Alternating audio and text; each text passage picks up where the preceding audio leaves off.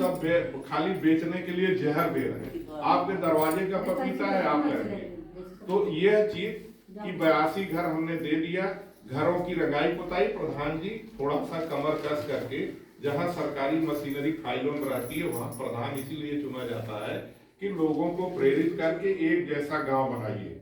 हर घर पर फलदार जो लोग जैसा फल चाहते हैं वैसा सर्वे करा के लिखवा लीजिए। नरेगा से उनके घरों पर वो पेड़ वो अपना केयर करेंगे, पूरे गांव में पूरा फलों की एक बाढ़ आ जाए। वह गांव समृद्ध होगा जिस गांव को बाहर से सामान खरीदने की कम आवश्यकता हो और बाहर आप बेच रहे हो। अगर आप लगातार खरीद रहे हैं, आप खड़े होइए जरा। गमछा आपके गांव बना, ये गमछा जो लिए है आपके गांव को बना है? नहीं, हमारे गांव थोड़ी बना। जो शर्ट पहने गांव का बना है, पैंट पहने गांव का बना है, जो आपके पास है कुछ नहीं खमतो का। जहाँ जितने लोग जो पहने वह किसी का इस गांव से कुछ भी नहीं होता है। आप बाहर से ले रहे हैं तो जो कमा के मजदूरी करके आए, पैसा कहाँ चला गया? जिसने इसका उत्पादन किया, जो पैदा किया उसके पास चला गया ना। 15-16 दुकानें आपने खोला है तो वो आपके गांव का पैसा वही 15-16 दुकानों में रुक जा रहा है। नहीं, वो कहाँ चला जाता? चाहे महुआई में चला जाता है या अगर की उसमें। गांव का पैसा गांव में रह जाए। गांव में तब तक समृद्धि नहीं आने वाली है जब तक कि आपका पैसा बाहर भागा जा रहा है। बचत करिए, गांव में निवेश करिए, फल इतना पैदा करिए, दूध इतना पैदा करिए कि गांव के लोग अपना खुद खाएं, स्वस्थ रहें और अगल बगल बाजार में बेच भी दें। जब तक ये नहीं करेंगे तब तक चाहे सरकार आपको जितना फ्री का राशन दे दे, घर दे दे, दवा दे दे, शिक्षा दे दे, तब तक गांव की समृद्धि वापस आने वाली नहीं है। ये समृद्धि का राज है। जो आदमी खर्च ज्यादा करे और कमाए कम तो लगातार कर्जदार रहेगा कि नहीं? जो आदमी के ऊपर लागू होगा वो गांव पर लागू होगा। आपके गांव में जब गांव से कमाई होने लगेगी, अब आप दिल्ली बंबई बाहर जा रहे हैं, मजदूरी कर रहे हैं, कोई फौज में है तो पैसा ही तो भेज रहा है, और पैसा कहाँ चला जा रहा है? दिल्लीपुर बाजार में ले गए, दे दिए, जहां से आया था पैसा वहीं पे उड़ गया। तो आपको मैं केवल ये 2-3 जो अपने 25 साल की सेवा के अनुभव के आधार पर कह रहा हूँ, इनका खुशी सहायता समूह है। इसके साथ साथ जितना समूह बैठक यहाँ होती है जी सर, अपने अपने घर पे होती है। तो आपका कार्यालय खुल गया है, घर पर बैठक करने, घर पर बारी बारी से एक एक घर पर करते रहिए और 1 महीने में 1 बैठक सारे समूह यहाँ कर दीजिए। एक दिन फिक्स कर दीजिए। एक होती है ग्राम संगठन। ग्राम संगठन की बैठक में तो खाली उसके पदाधिकारी आते होंगे, पदाधिकारी आते हैं। पूरा समूह देखे ना, पूरा समूह देखे। आपके समूह को, खुशी समूह को अब तक क्या लाभ मिला है? सीसीएल हुआ सर? सीसीएल भी हो गया, फंड भी आया, 2 फंड आया जिसमें एक 15,000 आरएफ आया था। हाँ। स्टार सीआईएफ फंड आया 1,10,000 और सीसीएल सर हुआ 1 लाख बैंक से हमने करवाया।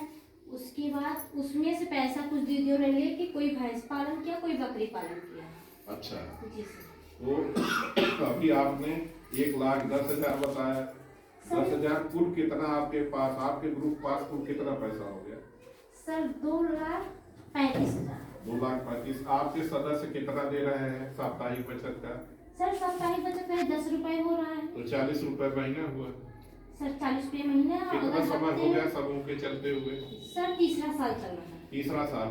आपके समूह के पास अपनी बचत का कुल कितना पैसा करीब हो गया? सर 16,500 रुपए। 16,500 ये हो गया जो सरकार की मदद का 2,35,000 बता रहे। जी सर। तो 35 और 16।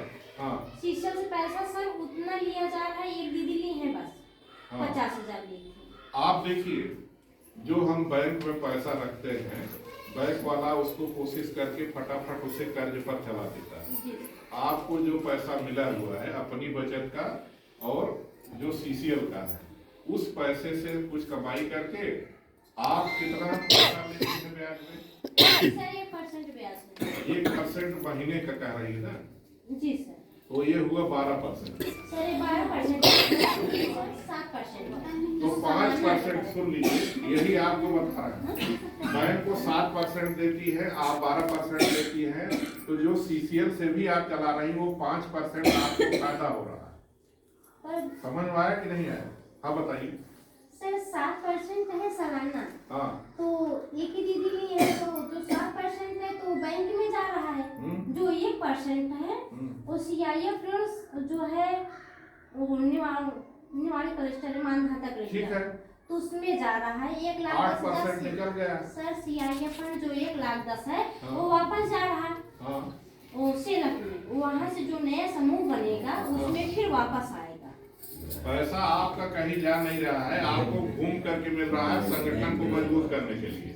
जी आपका ग्राम संगठन है, क्लस्टर लेवल फेडरेशन है, ठीक है, फिर ब्लॉक DLF अभी बता शेष है, DLF तक पहुंचे नहीं है, तो धीरे धीरे जैसे आपके 10 लोग 2,35,000 और 16 51,000 करीब 2.5 लाख रुपए का मालिकाना आपके हाथ में है ना, जी तो आप 10 रुपए से 2.5 लाख रुपए 3 साल में मालिक हैं, और इससे कितना भैंस खरीदा और क्या खरीदा? सर ज्यादातर दीदी बकरी खरीदी है, 2 ही दीदी भैंस खरीदी है। ठीक है, कोई बात नहीं, बकरी खरीदे भैंस खरीदे, जिससे भी हो, कहीं कुछ कोई दुकान के बारे में सोचे। सर ये दीदी ये खुशबू समूह है जिसमें ये दीदी आई है, इनके आदमी ने पैसा लिया 50,000, हाँ। उसमें एक फोटोग्राफी की दुकान कर रखी है। ठीक है, अच्छी बात है। जरा ये सेक्रेटरी ये सब सारी एक्टिविटी को डॉक्यूमेंट करके रिपोर्ट करिए, अपने कार्यालय में लगाइए, कोई आए पेयर आए तो समूह का नाम, उसकी कितनी टोटल जो है उसके पास फंड कितना है, एक्टिविटीज कितना जनरेट किए करिए, और गांव के लोगों को बुला के समझाइए ना, जो समूह में नहीं है वो भी तो जाने कि हाँ हमारे गांव में ये योजना चल रही है। सर पैसा लेती है पर यही है कि साल में लगा देती है सर, 1 महीना लेती है, जल्दी देती नहीं है वापसी, इसलिए। पर ब्याज तो दे रही है ना? सर ब्याज भी नहीं देती है महिला। नहीं, ब्याज तो जरूर ले लीजिए। जो सूदखोर होते हैं वो मूल नहीं वापस मांगते, वो आते हैं तारीख को कि ब्याज दे दीजिए, कि आप फंसे रहे, ब्याज देते रहिए, अगर मूल वापस कर दिया तो उसकी कमाई बंद हो गई। आप ब्याज जरूर वसूल लीजिए, ठीक है, और ब्याज न दे तब फिर तो जैसे होता है कि उनकी आरती ब्याज नहीं दे रहे हैं, जो मूलधन दिया जा रहा है उसमें से उनका ब्याज काट दिया जा रहा है। नहीं, ब्याज उनसे हर महीना लीजिए, उससे फिर बेईमानी के प्रवेश पैदा होगी। अगर अब जो नहीं दिया वो भागना शुरू करेगा, फिर कठिन होगा।